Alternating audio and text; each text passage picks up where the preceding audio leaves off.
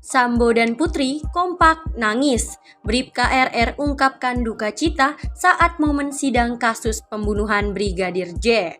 Dilansir dari tribunnews.com, sidang perdana kasus pembunuhan Brigadir Nofriansah Yosua Huta Barat atau Brigadir J dengan terdakwa Ferdy Sambo, Putri Chandrawati, Bribka RR, dan Kuat Ma'ruf telah digelar kemarin pada Senin 17 Oktober 2022 di Pengadilan Negeri Jakarta Selatan. Secara maraton, sidang digelar dengan agenda pembacaan surat dakwaan oleh jaksa penuntut umum dan penyampaian nota keberatan oleh masing-masing tim kuasa hukum terdakwa. Dalam sidang tersebut terdapat beberapa momen dari gerak-gerik terdakwa seperti tangisan Ferdy Sambo dan Putri Chandrawati saat sidang hingga ungkapkan duka cita dari Bribka RR ke keluarga Brigadir J. Tangis Ferdy Sambo saat pengacara bacakan kronologi sang istri dilecehkan Brigadir J. Momen pertama yang terlihat adalah ketika Ferdy Sambo menangis saat pengacara dirinya Sarmauli Simangunsong membacakan kronologi Putri Chandrawati dilecehkan oleh Brigadir J di rumah di Magelang. Kala mendengar hal itu, Ferdy Sambo tampak menunduk dan tangan kanannya menopang kepala. Selain itu, dirinya juga nampak menutup matanya sembari mendengarkan yang disampaikan Sarmauli. Selama mendengarkan, mantan Kadif Propam Polri itu terlihat menaikkan masker hitam yang dipakainya sembari sedikit menutup matanya dengan maskernya tersebut. Sesekali, ia juga masih menopangkan kepalanya di tangan dan menunduk. Pada saat yang bersamaan, menetes air mata Ferdy Sambo dan langsung diusapnya dengan masker yang dikenakannya. Tidak hanya itu, ia juga terlihat menghela nafas dan menggelengkan kepalanya. Putri Chandrawati menangis saat pengacaranya bacakan eksepsi. Momen lain yang terlihat saat persidangan adalah ketika Putri Chandrawati menangis saat pembacaan nota keberatan atau eksepsi oleh pengacaranya. Tangis Putri pecah saat pengacaranya kembali membacakan berita acara pemeriksaan atau BAP dari salah satu saksi di rumah Magelang.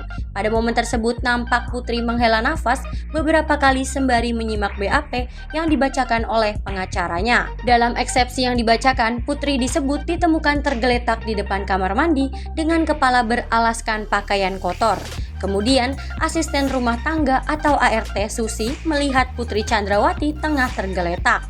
Pada saat yang bersamaan, Putri Chandrawati nampak mengusap matanya sembari menangis sesenggukan. Momen lain yang terjadi di persidangan adalah saat Putri tidak memahami dakwaan yang dibacakan oleh JPU.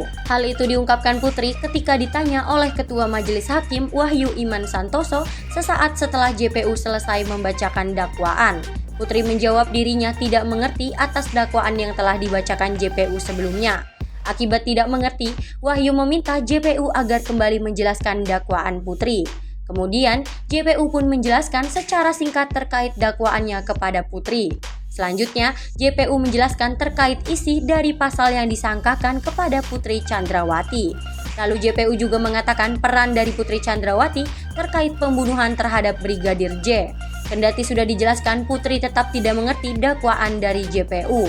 Kemudian, Wahyu pun mempersilahkan untuk berkonsultasi dengan tim kuasa hukumnya. Setelah itu, Putri mengatakan semuanya akan diserahkan kepada kuasa hukumnya. Bribka RR juga ungkapkan duka cita atas meninggalnya Brigadir J. Bribka RR meminta maaf kepada keluarga Brigadir J saat persidangan perdana dirinya. Permintaan maaf tersebut diucapkannya usai pembacaan surat dakwaan oleh JPU.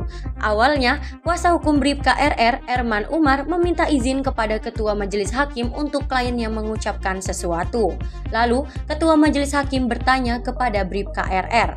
Setelah itu, Bribka RR pun mengucapkan duka cita atas meninggalnya Brigadir J dan mendoakan keluarga Brigadir J agar diberi ketabahan. Terima kasih sudah nonton. Jangan lupa like, subscribe, dan share ya.